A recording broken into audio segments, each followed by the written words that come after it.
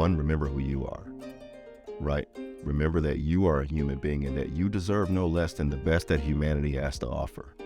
As an individual, whether privileged or non-privileged, remember you. You come first, because you're no good to the world if you have not thought about yourself, taking yourself first, worried about your mental health and your physical well-being. And then on also connected to our last part of the conversation there, remember that you are a world that can impact other worlds, even at that small level. So I think that's the charge. I charge everybody to just remember yourself and remember that you can change the course of many paths.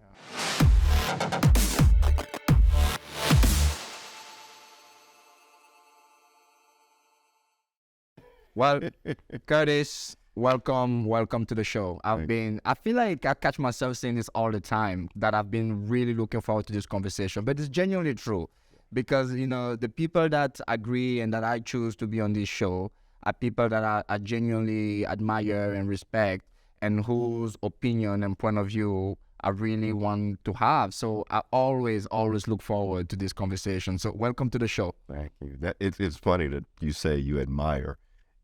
For the person who does the work, admiration is the last thing we think about. And so when somebody says, it's like, what is admiration? Wow, because we hear it from the people we help, but never from those who are also doing the work. So Thank you as well for putting the message out there. Yeah, of course. So I usually just want my guests to introduce themselves. So I'm going to give you the opportunity to do that. Just tell us who you are. What's your story? Yeah, so, you and I have talked, and I'm just a simple Cuban African-American, third generation, and my family grew up very poor, and I decided that one day that, one of the opportunities that eluded my family was serving the country because of my father's immigration status, and then also opportunity to give back. Like, my family is big on caring for each other, but because we didn't have resources, we weren't able to give back. But that which we did have, just like the Bible says, that which I have, I give unto thee. So we would cook for people, we would clean for people, not for pay, but because it's respect for humanity. So I got my degree from the University of Texas, Arlington, not Austin. But nonetheless, in kinesiology, and I never got hired in my field. Oh, wow. And after not getting hired in my field, I was like, well, what am I going to do? Back in the Army I went. So I went into the Army a total of 5 years, and I got hurt in Afghanistan, came home, didn't know what to do with my life. And in between staying, let me add, my fiance passed away. She had cancer. So she passed away, and then I became homeless as a veteran and didn't have any resources, no one to turn to. A lot of people think go to the VA. There's no resource for you losing your house or your wife. It's just pick yourself up, as we've heard clicheically, by the bootstraps. But when you lose it all, you don't have boots, so you don't have bootstraps. I can't pick myself up. So, but after 8 months, God, he blessed me, for one, not to lose my mind. But he blessed me too with working hands. I love working with my hands. So I found a temporary job cutting trees, got back on my feet, got an apartment, moved from Texas, Fort Hood, all the way to Atlanta, Georgia. Got a great job there with Clear when they were one of the first companies that did 4G back in 2010. And then after that, 4 years later, I was like, you know what? I want a new change of life and lifestyle. So I chose Charlotte. I didn't know anybody here. Wow. But I chose Charlotte and accepted a job as the marketing director for Jersey Mike's. And then after 3 years there, I was like, you know what? I want to help the community more.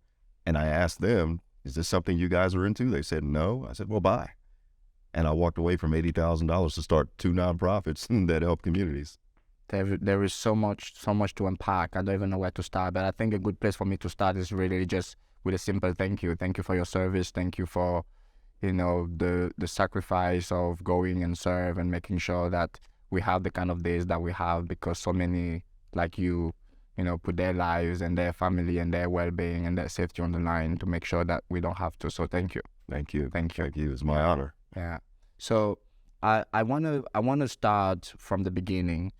You already touched on that a little bit, but have you reflected a little bit more on all the ways in which your upbringing and your environment and your family have molded you and shaped you into the man that you have become?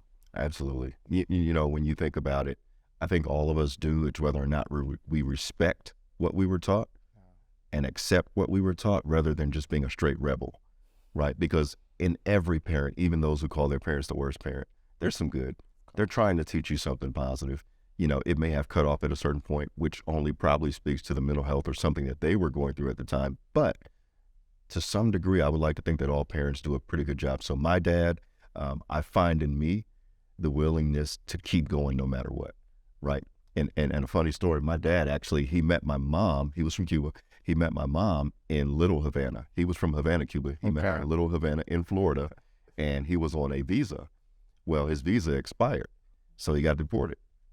And he fought tooth and nail to get back here on another visa, came illegally, and they ran to Ohio, and that's where he got caught again and deported. But he died trying to get back to the United States with his wife and his son.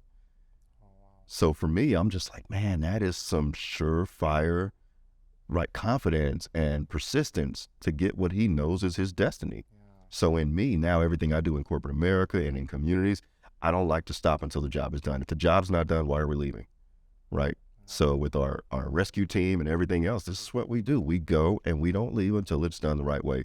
And when I approach businessmen and politicians, I really stay on them because they have the resources and the slogans, just like we previously talked about. Let's go to work. You know, I tell them once, I want to have one meeting and then we got to go to work. I don't like to talk. You know, let's put our boots on. Most of my meetings, I tell my team, bring your blue jeans and boots. Because when we're done talking, and I don't care if a meeting is 17 hours, but it's still one meeting. But we're not going to come back in a week or two and say, oh, we need to have another meeting. No. No, I don't do a lot of meetings. I'm ready to get the work done because that's what we're here for. So what was so compelling? What was the pull for you to serve, to join the military? Well, that's two part. The first part is I didn't have college money. Like I said, I grew up poor. And the GI Bill at the time was like $30,000. And I was like, wow, that could take care of a whole degree before the price went up. But initially, they didn't accept me. And they didn't accept me because of my ASVAB score. So that's the pre-test that you take in like high school or junior college to go into the military. Test you on your basic fundamentals, math, reading, science, problem solving. And I didn't do too good. And I was like, oh man, I got to raise the score. So I ended up enlisting in community college out of pocket. And I struggled gathering $3,000 for that because that's the price of a 1 year in community college. But during that time, I took some developmental courses, basic courses in math and science, retook the ASVAB, and I got accepted in the Army. So, but point number two to that, because at first I went for college money, but point number two was because I met a staff sergeant. He was the coolest guy ever. Mind you, again, my father had died, but this guy was cool, man. He came into the room and he looked at me and he said, hey, man, you got something. Why don't we go play some ball? And we went and we're shooting hoops, and he was just telling me about his family and everything he'd gotten from the military, like housing, and didn't have to worry about food. And I was like, you don't have to worry about food? Sign me up. Like, you know. So it was two-part. It was the people I knew in, but it was also the opportunity to leave my city and go to a real college, and I did that. And the power of a mentor. I mean, I feel like that's something that is talked about, but it's still so underestimated. Just the power of a positive influence in your life to point you in the right direction, or to, you know, reaffirm the choices that you've made in life. So powerful. Yeah. So 5 years in the military, in what ways would you say that experience just changed you and transformed your worldview? It made me a little bit worse of a person initially. And you won't hear that from a lot of people, but it made me worse in the fact that you get pretty cocky once you learn certain skill sets, right? So I took jiu-jitsu and I took taekwondo. And when I black belted in taekwondo and then I brown belted in jiu-jitsu. And so I'm walking around at the time, I'm like 200 pounds, I'm 6 feet tall. I'm like, I'm the man. You know, women and girls are complimenting me like, man, that guy, he's sharp, he looks good. So the cockiness took over. Outside of that, I was one of those guys that was big on sneakers and motorcycles. So I got my first CRX, right? It was a 625 CRX. And I ended up wrecking it later, but we're not going to talk about that. But the motorcycles, the money, the muscles, I was like, I'm the man, right? And it made me a bad person. And in the midst of my first Army contract, it was a 3-year contract, is when I discovered my fiance had cancer. And I was like, oh man, that humbled me, right? That humbled me. And what helped, it ended up humbling me so much that it helped my military career. Initially, I was an E2, E3, which is a private. And I started focusing like, I got to make rank to get money to take care of her, right? Her hospital bills average per month were like $20,000. When she passed away, I had $212,000 in debt from medical bills, you know, chemotherapy, different medications, trial stuff. And so looking back on that, when I was in the military, I came back with a fresh point of view because I went on leave to help her for a while. And I went on leave and I'm looking at her in the eye, and all she was asking me to be, Junior, was a better man. A better man. What did she mean by that? To be a better man? She knew I was cocky. Okay. And she didn't help because she was beautiful. So when I walk around with her, I got even cockier. Right? So, but, you know, she knew it, and she was just like, there's something deeper inside of you that if you just harness that, my God, the things you could do for the world. So she meant swallow my ego, swallow my pride, let the cockiness completely go, just be a man. And that's something that what I mentor now, I'm going to share that with you. I mentor at the college here at UNC Charlotte.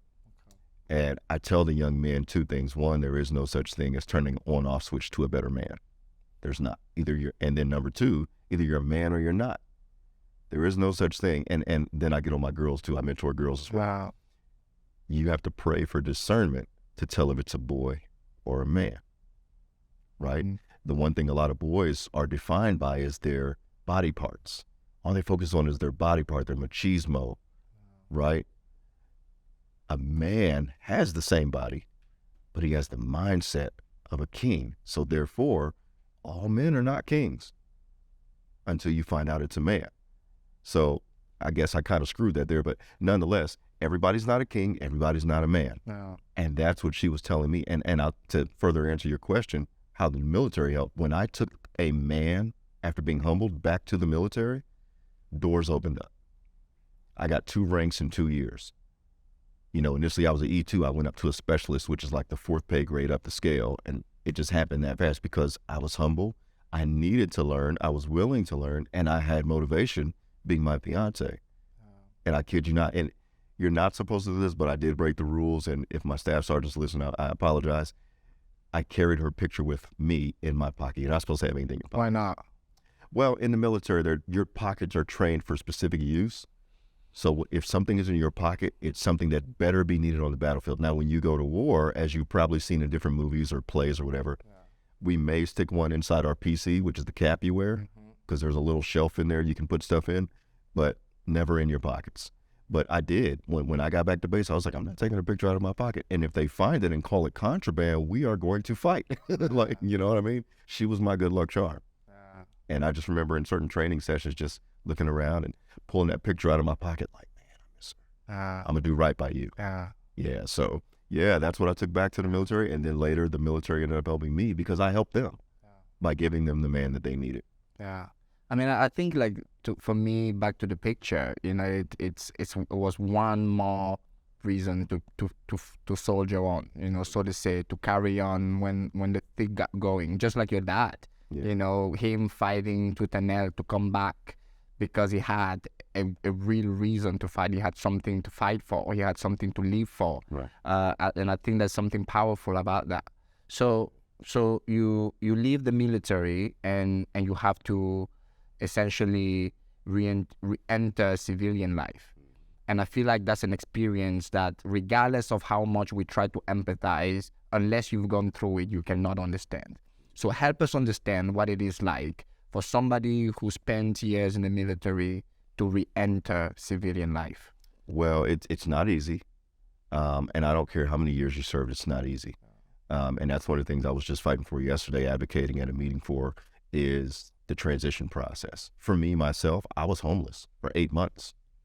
You know, a lot of people assume that when we get out, there's something waiting on us, that your family's going to welcome you open arms. You can stay with them until you get on your, it's not the case. Till you get on your feet, it's not. So I was homeless. And again, I had $212,000 in debt from chemotherapy, radiation, cancer treatments for her. She had passed away. So I was living on the streets of Dallas, Texas. Literally, I was sleeping in conduits, which are the big concrete pipes that you see being put in water sewage systems. I was sleeping on couches. I would sleep in Greyhound stations. And until I got on my feet, that was my world. But the transition process is difficult for this factor. And this is one thing I'm advocating for.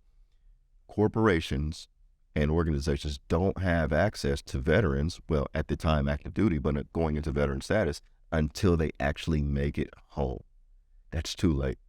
It's too late. So what we're advocating for is that the last 2, maybe 3 months of their contract is that they're allowed to take classes and courses, right?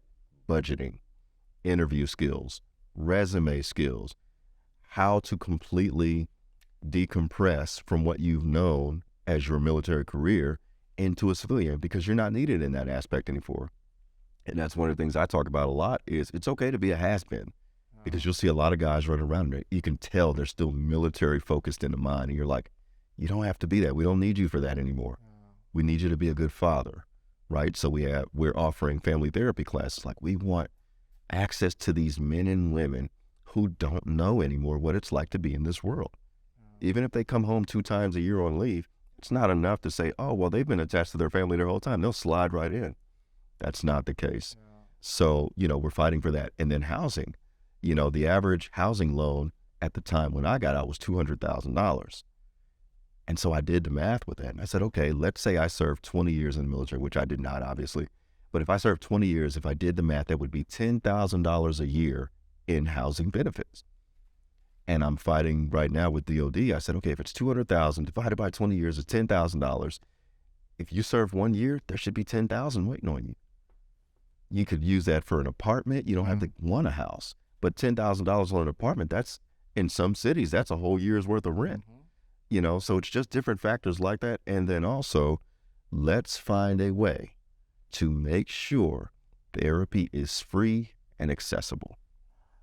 I deployed twice, 2 to Afghanistan, and then I did a decon unit over to Iraq, but I was injured in Afghanistan. And for me to walk into the VA and find out that there's only allotted 1 session per week for therapy, and I'm like, wait a minute, but I got more demons than you're offering sessions. And then when you tell the public what I'm access to, you're telling them, oh yeah, we offer therapy for veterans, but you're not telling them the number, and you're not telling them that you're telling me no sometime, right? So I go into the VA and say, okay, I've used my 5, and I say, but I'm having a really dark time. I want to talk to somebody. They say, well, who's your insurance? And I'm like, well, I got TRICARE, which is military VA insurance. And they're like, you got to come up with more. And then they say, well, why don't you come back next month when we can allot you some more? I'm not guaranteed to make it the next month if I'm in a dark space in my head. Thankfully, I'm a believer in God, so God keeps me well. But there are some who don't have that. They don't have a strong family unit. They don't have a strong circle. They're not going to do so good if they don't get these extra therapy sessions. So we're on a lot of front lines fighting for a lot of stuff, but the transition is not easy, but we're going to make it better. I guarantee the project that I'm running, a lot of congressional leaders don't like us because I argue. I don't care. I have nothing to lose. I want my brothers and sisters to have access to what they deserve.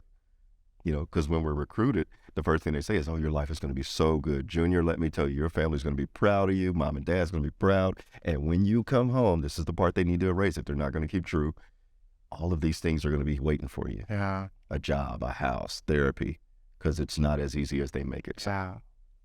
Wow. I mean, listening to you, we just covered in goosebumps. It just feels like an impossible task to go and serve your country and then to come back and to live a normal life. Because for me, one of the things that I heard in you speaking is that the person you had to become to be the best soldier that you can be and to survive that environment, you no longer can be that person when you re-enter civilian life.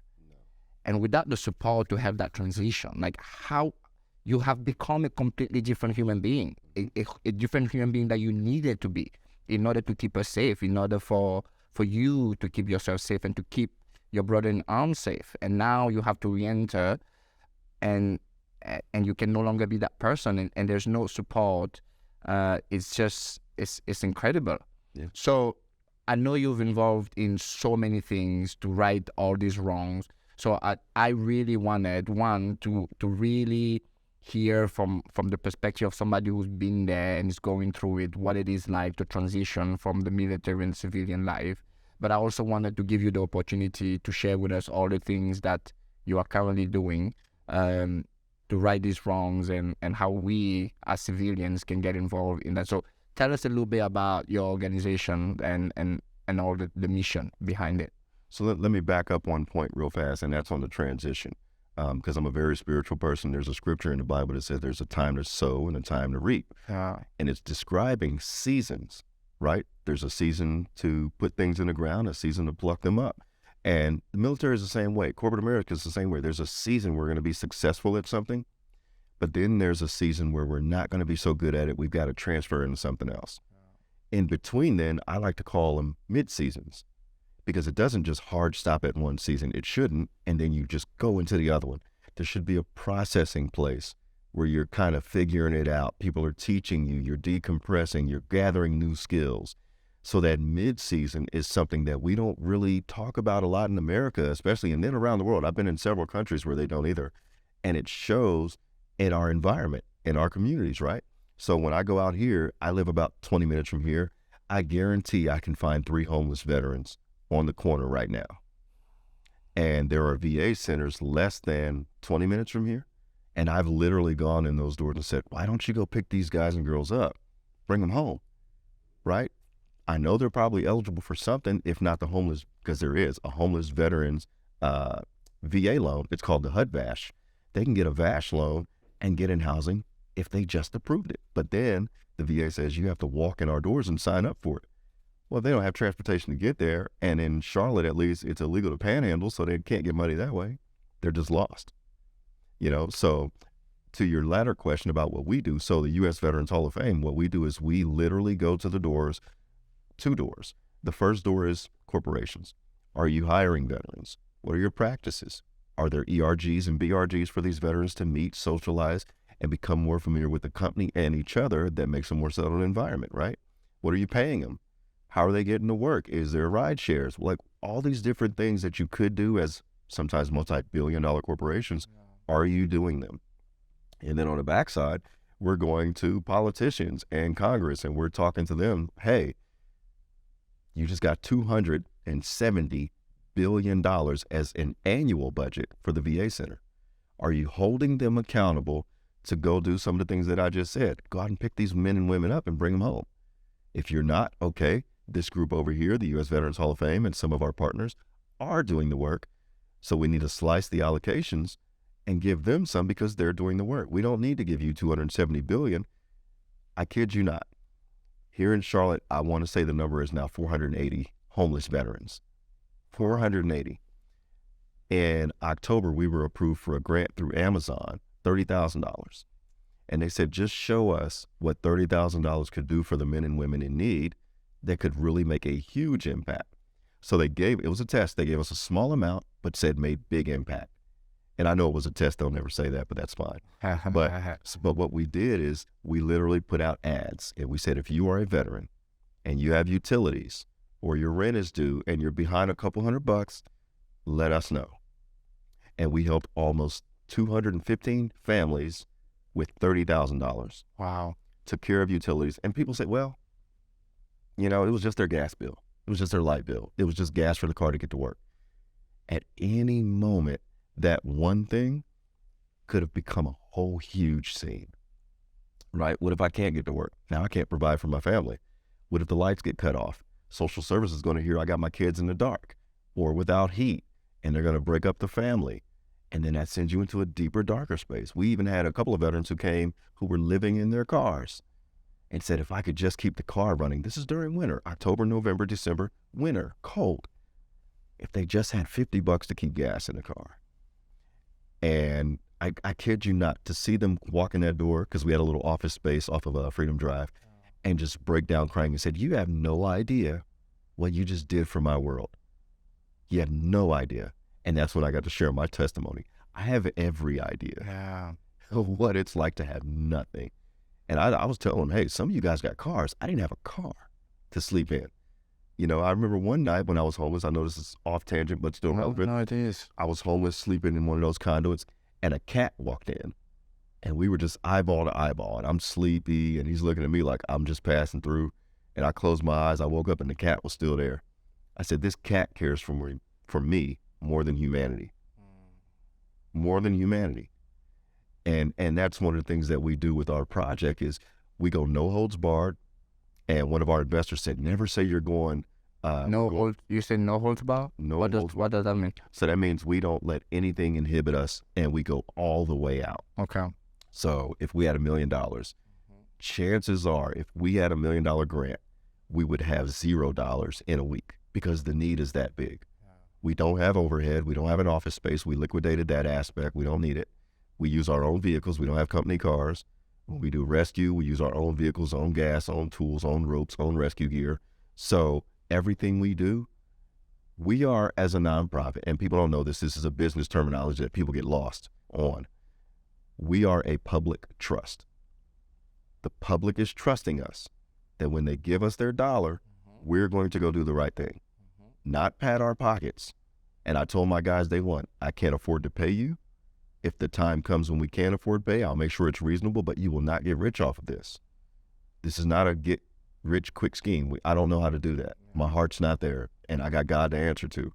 So I told him, I said, if when the time comes, let's say we get $100 million, I'll pay you guys $50,000 a year, but you're not going to get a six-figure salary and be driving a Tesla, not off me, So everything that we do is really hands-on. As I told you earlier, I don't like meeting after meeting after meeting on one topic. I'll meet for different topics, but even those have to be one topic, one session. I don't care if it's 12, 15, 17, 20 hours, whatever. I'll buy lunch. But after that, we got to get to work. Wow. We got to get to work. So that's really what we are, is we are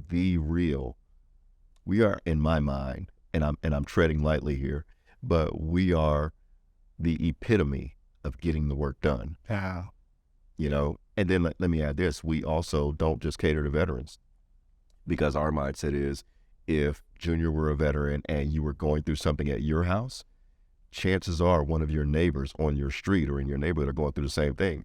So what we often do is we'll help the veteran, but then we'll say, hey, we're going to come on your street. You show us a couple houses or talk to your neighbors. I don't care if it's through Nextdoor app or whatever. Yeah. Talk to them and see if they need groceries. Talk to them and say they need help with a utility. And we've gone to several locations, and this is something I'm really proud of. My partner is a retired Army colonel, and I said, Brother Frederick, what if we did a food distribution for every veteran in Charlotte? And he's like, wow, that's great. Let's do it. Well, we put the ads out, but we only got 35 replies. And I was like, yeah, that's not what God's telling me. God's telling me there's more people hungry. And that's when we had one of our initial let's ask the whole community moments. Yeah.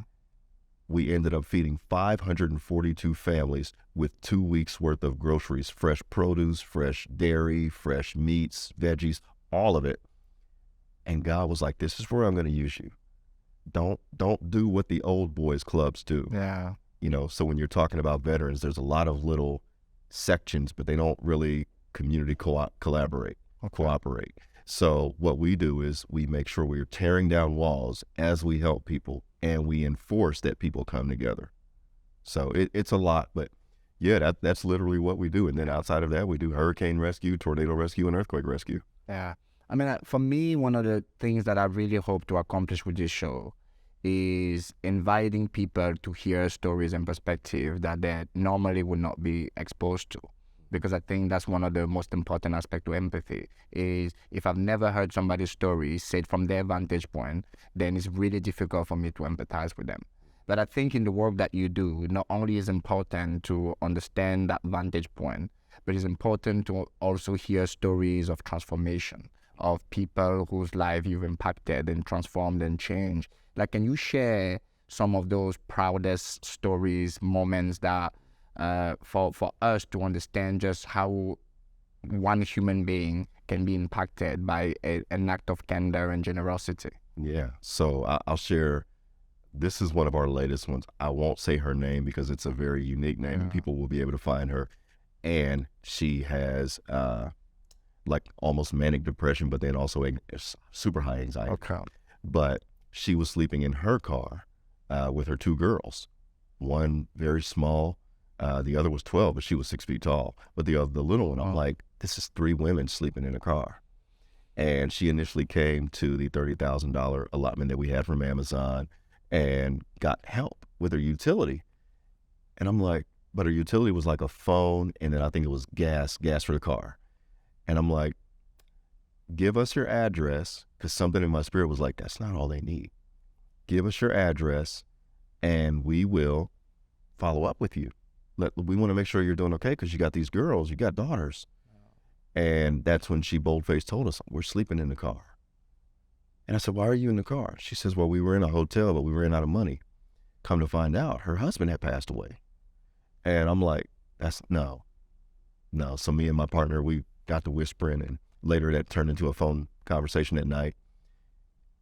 And for that first night, I think they slept in the car outside the hotel, just in the parking lot.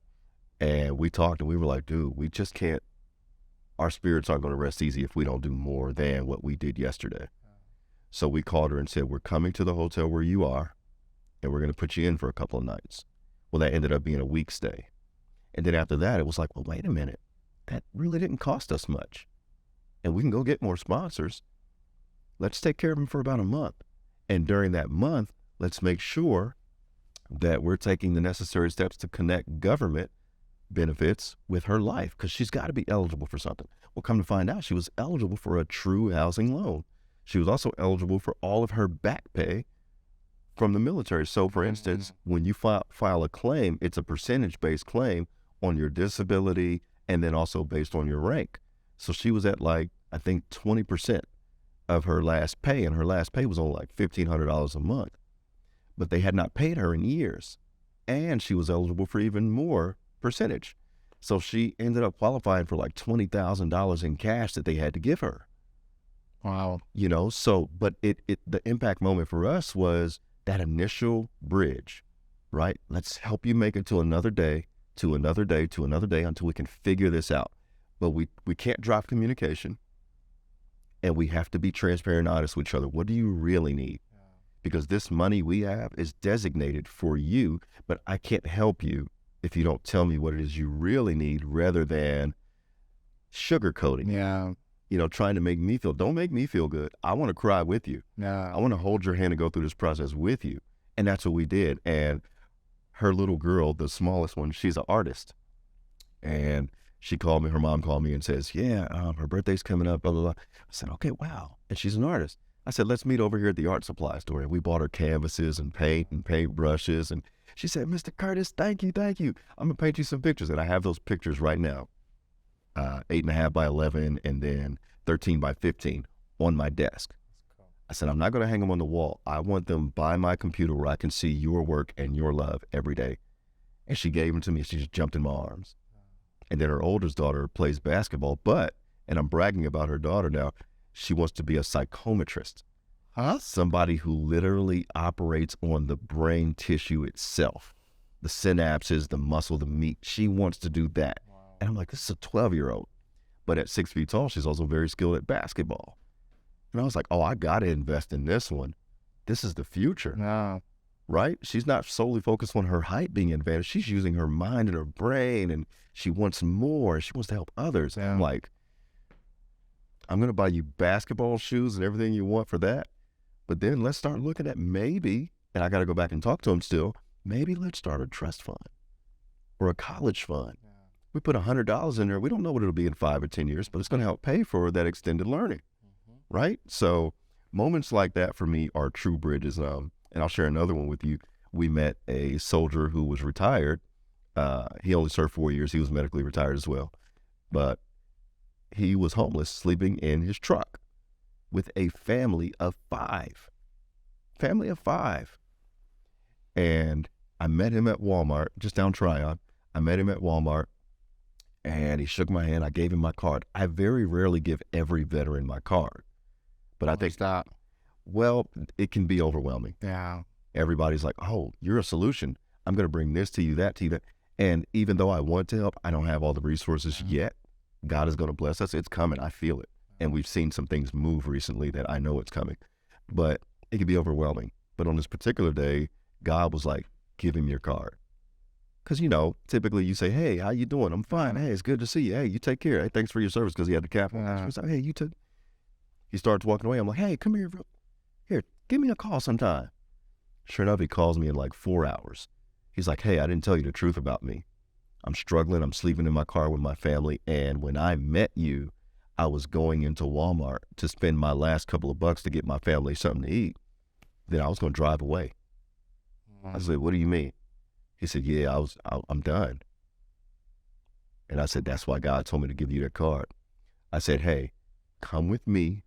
And the one thing I want you to do, just stay by my side, right? Don't shadow me, but stay by my side so that you can see that I care for you and people like you. And hopefully you care for me too, enough where you don't check out. Because when he said he was done, he was going to go check out, suicide. And we asked him, okay, well, can you meet us Saturday? And this was like a Thursday I met him, Wednesday or Thursday. And he said, okay, well, fine, I'll meet you. Well, I get off the phone with him. He gets in his truck. He's still going to drive away from his family. This is where God moved. His car didn't start. Wow. The motor mounts on his car fell apart. And so he breaks down crying. He's like, oh, I can't do this with my family right here, you know, because they were at the park at the hotel playing. He was going to drive away. He's like, oh, I can't even drive away, right? Yeah. So he calls me. He's like, look, man, this is my whole situation. What can I do? And I'm like, okay, so your truck broke down. Why don't we get your truck fixed? It's like, what? I said, yeah, let's get your truck fixed. He says, why would you do that? Because it doesn't work, and it's all you got. We get his truck fixed for a third the price he thought it was going to be. It was $700 quoted for motor mounts. I said, well, I know a guy who fixes cars. He can do it for less than $200. All I got to do is get the parts. Wow. So we get the truck fixed. He's like, wow, that's some stress off his shoulders. Then I say, you guys don't have anything to eat yet, right? Let's go get some food. We go get food. Wow. I said, oh, but you're still in your car. But they're sleeping down the street from a hotel. A motel. It wasn't a hotel. It was a motel, extended stay. Yeah. And I said, okay, let's go in there and get your family a room. How's that? And he just breaks down crying. He breaks down. He's like, why are you doing all this? I'm not doing it. God's doing it, man. I'm just a pipe, a conduit, a transfer unit. That's all I am. And you're my brother. You're my family. You're my family. It's not because we served in uniform, but in the sense of humanity, you're my family, no less. And I have to treat you that way because obviously people don't treat you that way, right? We've lost, and we talked about this earlier, we've lost the aspect of a village. So that's all I know how to do now at this point in life is be a village member. I'm not quite an elder, but I'm going through my rites of passage. And I think it's going to pan out very well. Wow. I mean, there are so many things, you know, throughout this conversation that you're just putting in perspective for me. I feel like a lot of the time, a lot of us don't get involved and don't try to help because of the sheer volume or the immensity of the situation at hand. But like what you are teaching me throughout this conversation, one example after an example, is just how much impacting one life can be powerful and how much doing just a tiny thing for one person can set in motion a series of events that just completely put them in a different direction, in a different situation. And I think for us, many of us just freeze because you're like, well, what can my little contribution do when I understand just how many people are impacted by homelessness, or how many veterans need my help? What is it going to do? If I just buy a veteran a meal, what is it going to change? But again, you keep showing one example after an example, just how just that tiny thing sets in motion a series of events that allows them to, you know, take the next step into their journey. And quite frankly, even believe in humanity again. Just that is contribution enough, you know. Like you remind me of the story of you being face to face with a cat and saying, "This cat cares more about me." You know, that act of kindness didn't solve all the problem, but the first thing it did, it made them believe in humanity again. That there are people out there that still care about me and that care about my well-being, and there's something powerful in that. You just hit a point. A lot of people see the volume and it strikes fear. But that's the whole point of it all, is the volume. This problem is this big, right? It's not just one person. It's tens of thousands. Sometimes in certain situations, it's millions. Like when we're talking about mental health, they say 1 out of 3 people is dealing with mental health and a negative impact that they don't know how to approach. So, but the point of it all is, if I help your world, because I heard a philosopher, Thoreau said this: we are many worlds within many universes. If I can guide the direction of one world into a positive world, I then change that world from colliding with something that is not its destiny. So if I can push you in the right direction, I'm not only helping you, but I'm helping that other world that you would have collided with, that you would have had viscosity with.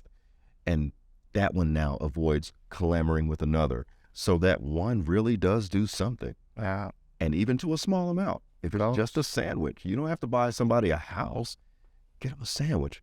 And that's the one thing I love that we get to do. We meet you at your point of need first. Yeah. We can talk about houses and all that later, but for now, one of the first questions I teach my team when they come in for training, when you see somebody in crisis, ask them, did you eat today? When's the last time you ate? When's the last time you had a nice warm bed or a nice warm shower? And I've seen people just break down like, I want one of those, a shower, a sandwich. And it's just like, I can do that. Yeah. Right? What's it going to cost me? If the average hotel room is somewhere around $115 a night, is that not worth the investment? Of course. To save a life? Like, and that's what I'm trying to convince the world, especially corporations. Yeah. So we are probably coming close to the end of this conversation, and I wanted to end on you giving us our charge, and I want to do it in two ways. The first way is at the individual level. What can we, as human being, people, members of the community, can do at our level to help a veteran and move beyond the usual thank you for your service? I think on the individual level, it's actually a two-part answer. One, remember who you are, right? Remember that you are a human being and that you deserve no less than the best that humanity has to offer. As an individual, whether privileged or non-privileged, remember you. You come first, because you're no good to the world if you have not thought about yourself, taking yourself first, worried about your mental health and your physical well-being. No. And then on also connected to our last part of the conversation there, remember that you are a world that can impact other worlds, even at that small level. So I think that's the charge. I charge everybody to just remember yourself and remember that you can change the course of many paths. Yeah. And then at the corporate level then, what can, small businesses and corporation alike can do to really, really make an impact and move this cause into the right direction? Yeah. So for one, small businesses, I'm always very optimistic. So I say there's no such thing as a small business. You are a business. You may not be the conglomerate you want to be. You are a business full-fledged. Absolutely. But just remember that you were giving a blessing and first off the charge and responsibility from God with this gift that you have as a business, that you can do more. So I charge them to look for the opportunity, look for the small grassroots organizations, connect with them at any level. You don't have to give 10% of your company away, right? But do something that at the grassroots level can show that you really care, not just one time a year, Veterans Day sale, 4th of July sale. Don't do that. Every day, find a way to connect and make an impact. Yeah.